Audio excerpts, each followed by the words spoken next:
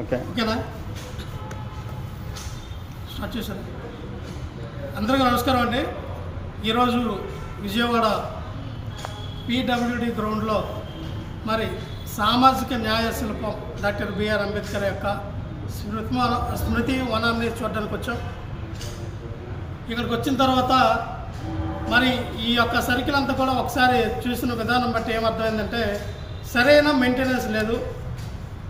ఇక్కడ ఉన్నటువంటి ఎవరైతే పనిచేస్తూ ఉన్నారో సిబ్బందికి కూడా 9 నెలల నుంచి వాళ్ళకి జీతాలు ఇవ్వట్లేదంట. స్వీపర్స్ కానీ సెక్యూరిటీ గార్డ్ కానీ ఎవరైతే ఇక్కడ గ్రీనరీ ఎవరైతే పరిరక్షిస్తూ ఉన్నారో వాళ్ళకు కూడా జీతాలు లేవు. వాళ్ళు ఎక్కడ చూసినా సరే వాటర్ ఫాల్స్ ఏవైతే ఉన్నాయో కింద వాటర్ బాటిల్స్తో అక్కడ నాచు అలాగే చెత్త సదాలతో తయారైంది. ఎటువంటి నీట్నెస్ లేదు, క్లీన్నెస్ లేదు. ఎక్కడికి వెళ్ళా ఒకటే చెప్తూ ఉన్నారు, సార్ ఇది మేము కష్టపడతాం మాకు జీతం లేదు అంటున్నారు. అలాగే ఇక్కడ మెయిన్ వాటర్ లేదు. ఎవరు వచ్చినా సరే 5 రూపాయలు టికెట్ పెట్టి కొనుక్కొని వచ్చిన సదరు వ్యక్తికి కనీసం మంచినీళ్ళు తాగడానికి మంచినీళ్ళు కూడా ప్రొవైడ్ చేయలేదు ఇక్కడ గవర్నమెంట్. అంటే ఇది ఒక పర్యాటక కేంద్రంగా మీరు ఏర్పాటు చేసి ఒక్కొక్క వ్యక్తి దగ్గర 5 రూపాయలు మీరు కలెక్ట్ చేసి కనీసం వాటర్ ఫెసిలిటీ కూడా పెట్టలేదు. టాయిలెట్స్ కూడా సరిగా లేవు. ఫీమేల్ టాయిలెట్ కానీ అలాగే మేల్ టాయిలెట్ ఏవి కూడా సరిగా అక్కడ వాటర్ లోపలికి వెళ్తే కనీసం వాటర్ కూడా లేదు చేతులు కొడుకోవడానికి.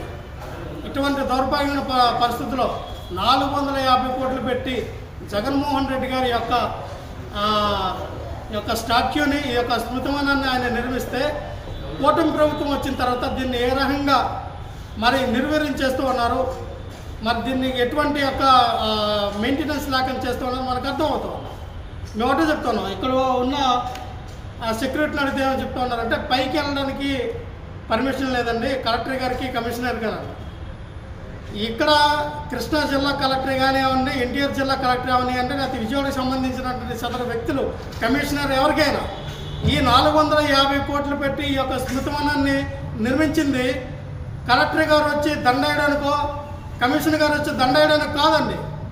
ప్రతి సామాన్యుడి ప్రజలు ప్రతి ఒక్కరు కూడా ఈ భారతదేశంలో ఉన్న ప్రతి ఒక్కరు ఎవరైనా దీన్ని పర్యాటక కేంద్రంగా చూసి వచ్చినటువంటి విజిట్ చేయడానికి వచ్చిన ప్రతి ఒక్కరు కూడా ఆ హక్కు ఉంది. పైకి వెళ్ళి డాక్టర్ బిఆర్ అంబేద్కర్ యొక్క స్టాచ్యూ ఏ రకంగా కట్టారు, దేంతో కట్టారు, దాని వాల్యూ ఆఫ్ కాస్ట్ ఏంటి, ఏ థింగ్స్తో నిర్మించారు అనేది తెలుసుకోవడానికి పైకి వెళ్ళి లేదా అంబేద్కర్ గారికి నమస్కారం పెట్టుకోవడానికి కూడా అవకాశం లేని యొక్క ఏదైతే ఈ యొక్క విజిటింగ్ ఉందో చాలా దారుణం. ఇది దుర్మార్గంగా చెప్తాను.